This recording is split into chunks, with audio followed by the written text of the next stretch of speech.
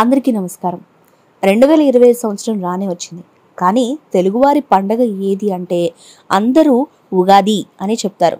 ఉగాది కాదు యుగాది, యుగానికి ఆది అని చాలామంది చెప్తుంటారు.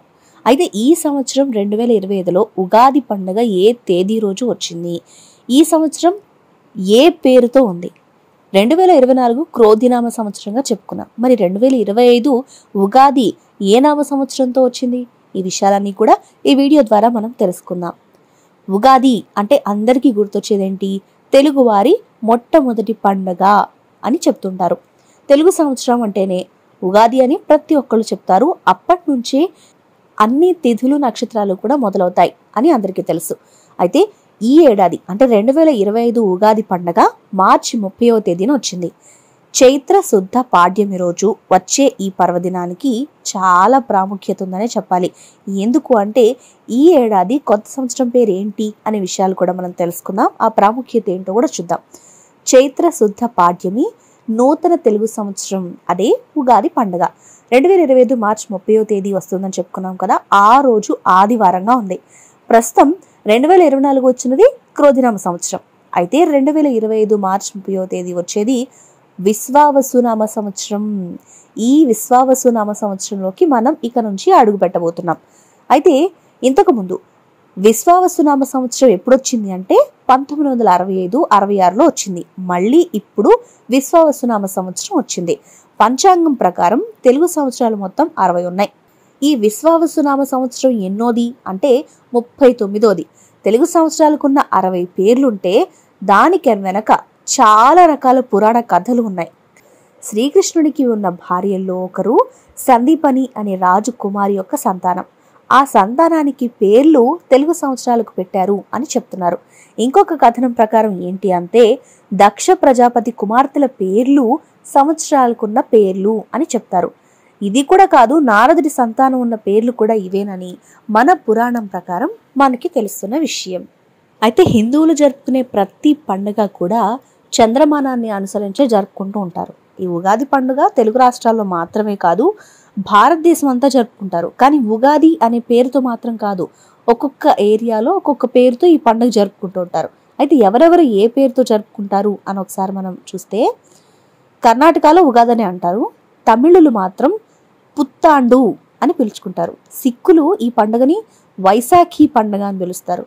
ఇక మహారాష్ట్రలో అయితే గుడిపాడ్వా అంటారు. మలయాళీలు విషు అంటారు. బెంగాలీలు పోయిలా బైశాఖ్ ఈ పేరుతో కొత్త సంవత్సరం పండుగని వాళ్ళు జరుపుకుంటారు. ఇండియా మొత్తం మీద రకరకాల పేర్లు అయితే ఉన్నాయి, కానీ పండుగ మాత్రం అదే రోజు జరుపుకుంటారు. ఇక బ్రహ్మ కల్పం మొదలవుతుంది కదా, అది ప్రభవ నామ సంవత్సరం. మొట్టమొదటి నామ సంవత్సరం ఏంటి అంటే ప్రభవ. ఆ మొదటి ఋతువు వసంతం అవుతుంది. మొదటి నెల చైత్రం అవుతుంది. మొదటి తిథి పాడ్యమి, మొదటి వారం ఆదివారం. ఆ రోజే సృష్టి ప్రారంభమైంది అని చెప్తుంటారు. ఇక చైత్రమాసంలో వచ్చే శుక్లపక్షంలో సూర్యోదయం వేళకు పాడ్యమి తిథి ఉంటే ఆ రోజునే ఉగాది జరుపుకుంటారు. చంద్రమానం ప్రకారం మనం అన్నీ చేసుకుంటాం పండుగలను చెప్తున్నాం కదా. పురాణాల్లో ఉగా అంటే అర్థం ఏంటి అంటే నక్షత్రం యొక్క గమనం. మనకి ఇప్పటికే సౌరగ్రహం ఎలా తిరుగుతుంది అనే దాని గురించి చాలా రకాల సైన్స్ ఉదాహరణలు చెప్తూ ఉన్నారు. అంటే నక్షత్రాలు లేకపోతే ఈ సూర్య మండలం అనే మొత్తం అంతా కదలటం అనేది అయితే నిజమని మనకు తెలుసు. ఇక ఈ నక్షత్ర గమనాన్నే ఉగా అంటారని ఇప్పుడు మనం తెలుసుకున్నాం కదా. ఈ ఉగా అంటే స్టార్టింగ్ కాబట్టి ఆది, ఆది అంటే మొదలని అందరికీ తెలుసు. ఈ ఉగాది అనేది అర్థం ఇదన్నమాట. ఆ మొత్తం తిరిగే మూమెంట్ని ఉగా అని, ఆది అంటే స్టార్టింగ్ కాబట్టి ఓవరాల్గా ఉగాది అని అంటుంటారు. ఇక బ్రహ్మ పురాణంలో చెప్పింది ఏంటి అంటే పగలు. మన లెక్కల ప్రకారం అయితే పగలు 432 లక్షల సంవత్సరాలు ఉంటుంది, రాత్రి కూడా అంతే ఉంటుంది. ఇక బ్రహ్మదేవుడికి ఒక రోజు అంటే ఎంత? 432 లక్షల సంవత్సరాలు పగలైతే 432 లక్షల సంవత్సరాలు రాత్రి అవుతుంది. ఓవరాల్గా 864 లక్షల సంవత్సరాలు బ్రహ్మదేవుడికి ఒక రోజు కింద లెక్క. మనం భూమి నుంచి దూరంగా వెళ్తూ ఉంటే ఆ టైం స్పేస్ ఈ రెండింటి మధ్యలో ఉండే వ్యత్యాసం టైంని తగ్గిస్తుంది అని చెప్తూ ఉన్నారు. ఇప్పటికే మనం మూన్కి వెళ్తే ఆ టైం తగ్గిపోతుంది, గాల్లో ప్రయాణం చేస్తే ఆ టైం తగ్గుతుందని చాలా మందికి తెలుసు. కొంచెం సైన్స్ గురించి అవగాహన ఉన్న ప్రతి ఒక్కరికి తెలుస్తుంది. ఇదే దూరం అనేది చాలా పెరుగుతూ వచ్చింది అనుకోండి, టైం అనేది తగ్గిపోతుంది అనడానికి బ్రహ్మ యొక్క ఒక డే ఎంత అని చెప్పడమే ఎగ్జాంపుల్గా మనం తీసుకోవచ్చు. సరే, ఇదంతా వదిలిపెడదాం. ఉగాది గురించి మనం కొన్ని విషయాలు ఇంకా తెలుసుకుందాం. ఓవరాల్గా 3,11,040 సంవత్సరాలు పూర్తి చేస్తే ఒక రోజు అనమాట. ఇలా 100 ఏళ్ళు ఉంది బ్రహ్మదేవుడికి ఆయుష్. ఇప్పటి వరకు 6 బ్రహ్మలు సృష్టి కార్యాలన్నీ పూర్తి చేశారు. అంటే బ్రహ్మ ఏజ్ ఎంతో తెలుసు మనకి, 6 బ్రహ్మలు అయిపోయారంట. ఎన్ని లక్షల కోట్ల సంవత్సరాలు అయిపోయిందో మనమే అర్థం చేసుకోవచ్చు. ఇప్పుడు మనం ఉన్న టైం ఏంటి అంటే 7వ బ్రహ్మ ద్వితీయ పరార్థంలో మనం ఉన్నాము అని చెప్తున్నారు. అంటే ప్రస్తుతం ఆయన వయసు 51 సంవత్సరాలు ఉంది. ఇప్పుడు మనం ఉన్నది ఏంటి అంటే వైవస్వత మన్వంతరం కలియుగంలో ఉన్నాం. మనము సంకల్పం చెప్పుకునే సమయంలో వైవస్వత మన్వంతరే కలియుగే ప్రథమ పాదే అట్లా చెప్పుకుంటూ ఉంటాం కదా. సో అక్కడ మనం ఉన్నాం అనమాట. మనం పూజలు చేసేటప్పుడు కూడా చెప్పుకుంటాం కదా, ప్రథమ పాదే అంటే ఫస్ట్ పాదం అని అర్థం అనమాట. 4 పాదాల్లో ఫస్ట్ పాదంలోనే ఇంకా మనం ఉన్న కలియుగంలో ఫస్ట్ పాదం రన్ అవుతుంది అని అర్థం.